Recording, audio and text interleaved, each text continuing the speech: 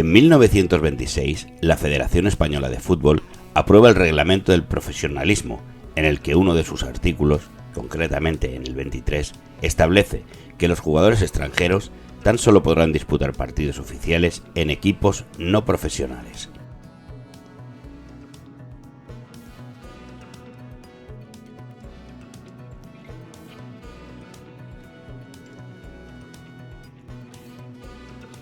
Febrero de 1929. Cuando se inicia la primera liga en España, queda prohibido que compitan extranjeros. Con ello se crea una excepción. Es que los jugadores extranjeros que hayan sido inscritos antes de que se aprobase la norma de 1926 y llevasen 2 años mínimos residiendo en el país, podrán inscribirse en equipos profesionales. Los jugadores que habían nacido en el extranjero siendo españoles, como es el caso de Emilio Saggi Barba y Eduardo Ordóñez, o los nacionalizados como René Petit, no estaban afectados por esta norma. De dicha manera, había habilitados para disputar la primera liga tan solo 3 extranjeros, que eran el alemán Walter y el húngaro Platko, que pertenecían al Fútbol Club Barcelona, además del salvadoreño Saprissa en el Real Club Deportivo Español. Ninguno de los 3 debutaría en la primera jornada del campeonato. Saprissa fue el que primero debutaría, haciéndolo en la segunda jornada, mientras que los otros 2 tardarían algo más en hacerlo, ya que estaban lesionados.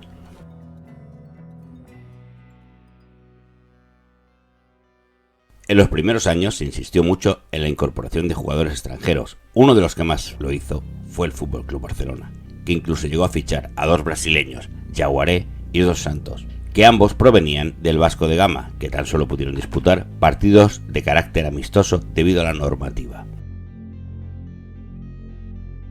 Año tras año se rechazaba cualquier tipo de modificación a este respecto, hasta que en julio de 1933 cambia la norma. Cada club podrá fichar 2 jugadores extranjeros.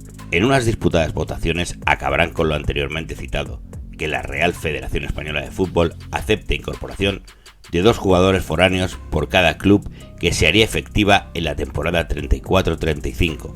Tan solo se incorporaron 8 refuerzos y 2 fueron los clubes que llenaron el cupo: Racing de Santander y Fútbol Club Barcelona. El ambiente en España era convulso, hasta que en 1936 estalla la Guerra Civil y todos abandonan la nación. Tan solo uno quedaría, que jugaba en el Racing de Ferrol, Alberti.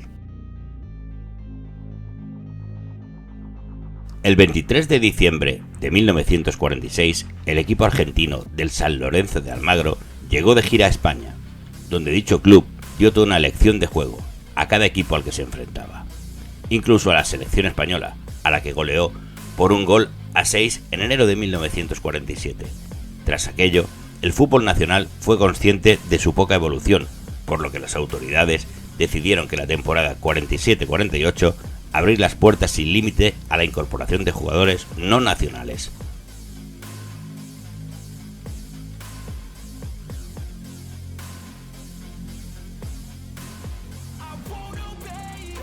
De nuevo, en marzo de 1951 se modifica la norma. Solo podrán jugar extranjeros en partidos de liga, pero no podrán hacerlo en los de Copa. La Real Federación Española de Fútbol opina que el gran número de esos jugadores extranjeros no tienen calidad, así que, a partir de este momento, solo podrán firmar por equipos de primera división, siendo como número máximo el de 4 por equipo, pero tan solo podrán estar 2 sobre el terreno de juego a la vez. La normativa vuelve a cambiar en agosto de 1953. Se vuelve a prohibir la incorporación de jugadores extranjeros, creándose de nuevo la excepción que solo podrán jugar los ya previamente contratados por los clubes o los que estén en negociaciones, como será el caso de Alfredo Di Stéfano, quedando de esta forma cerrado el mercado español por un periodo de 3 años para los jugadores no nacionales, hasta que en septiembre de 1956 vuelve a haber cambios y entra en vigor la norma de que se aceptan 2 foráneos, debiendo ser uno de ellos sudamericano. Llegamos a 1962. En lo que resta de década se vuelve a cerrar de nuevo el mercado de incorporaciones foráneas. A partir de ahí se impone el término oriundo, que sirve para denominar a jugadores, en su mayoría de origen argentino, con supuestos antepasados españoles, que les daría una vía para poder ficharlos. Esto creó en más de un club un escándalo con la falsificación de documentación para que se pudiese abrir las puertas de sus fichajes para los clubes españoles.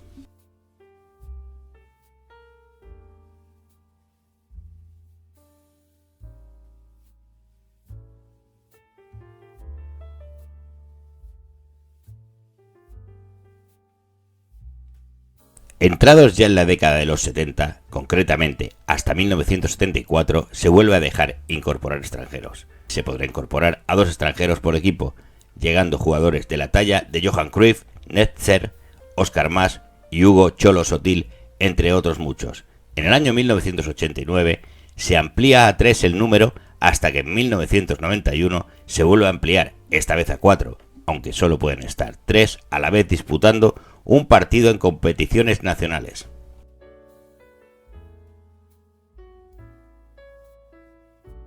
Fue la sentencia Bosman la que en 1995 lo cambiaría todo. Jean-Marc Bosman era un jugador con nacionalidad belga que acababa de terminar contrato con el Standard de Lieja y quería fichar por el club francés de Dunkerque. Pero el que había sido su equipo le impedía realizar el fichaje, por el derecho de retención que se podía ejercer sobre los jugadores cuando concluían contrato con sus clubes.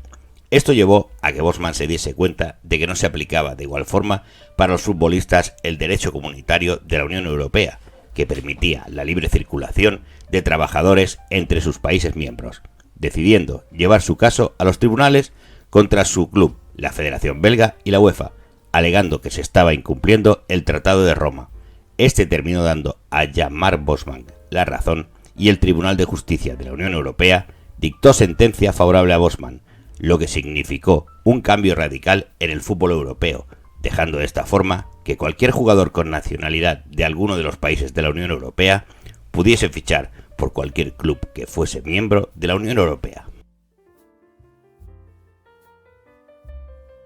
Desde ese momento se permite a los clubes de la primera división incorporar a 3 jugadores de origen extracomunitario, además de los que estimen conveniente de la Unión Europea, hasta llegar al cupo máximo de jugadores estipulado por plantilla, que es de 25 en la liga. Dicha sentencia fue la forma de que se ampliasen fronteras en el fútbol de Europa, haciendo crecer a la competición española, que es una de las que más diversidad de nacionalidades tiene entre sus clubes. Desde ese momento en el que ganó de nuevo David a Goliat, nadie quiso volver a contar con los servicios de Bosman en sus clubes, siendo condenado por su osadía a un olvido futbolístico, aunque realmente no sería así, sino más bien todo lo contrario, ya que fue el jugador que tuvo el valor de enfrentarse contra los grandes estamentos que ponían trabas a lo que por ley era lo correcto, grabando su nombre por dicha hazaña en letras de oro para la historia del fútbol. De esta forma se terminó con el fútbol más clásico y romántico en su forma de concebirlo, para abrir una nueva y muy diferente época que daría vida al fútbol moderno.